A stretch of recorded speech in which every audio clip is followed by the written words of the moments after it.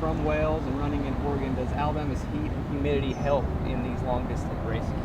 I think hopefully in Eugene it'll be a lot cooler, so I think training in the heat will be good preparation for going out there. It'll feel a lot nicer out there, I'm sure. Now you've been to nationals before. Talk to me a little bit how that will help you going out this time. Yeah, last year was a great experience. The race didn't go as well as I wanted, but I think just running with some great girls and just seeing how it's all set up will be good preparation for next week's race. So I know what to expect this time around. How is it having your teammate going in Provo along with you? Neil is such a great girl, and she's always really relaxed before events. So I think that the fact that she is so relaxed helps me be a bit less nervous. So we're a good team. I think track and field is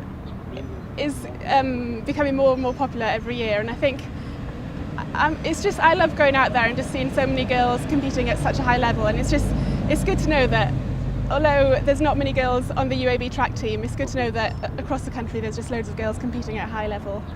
Do you ever sit back and think, wow, think about how far you've come? Yeah, when I first came to UAB, if someone would have told me that 2 years down the road I'd be competing at this level, I probably would have laughed and not really believed them. So sometimes when I think about it, I'm like, it does blow my mind, and it just makes me really grateful to have had the opportunity to come to UAB and train with a great group of girls and have Tony as a great coach.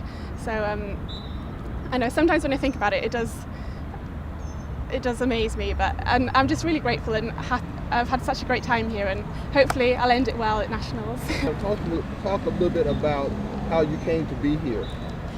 Tony recruited me as an undergrad to UNLV, but at that point I was going to go to a university at home. But then after my degree was coming to an end at home, I was thinking I wasn't really ready to enter the real world, so I kind of got in touch with Tony to see if there was opportunities to come over as a grad student.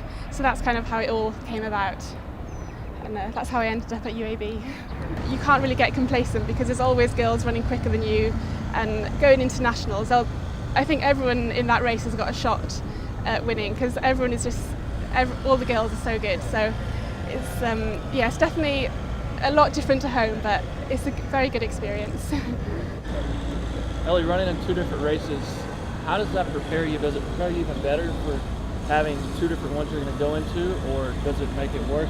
What's that like, having to prepare for two different races as you go to Eugene? I think first I'm just going to focus on the 10K initially, because that's the first one, and then I'll give it everything I've got in that one, and then hopefully I'll recover well in the day off, and then see what I've got left for the 5K. But I think the 10K is definitely the main focus, and then whatever I've got left I will give in the 5K.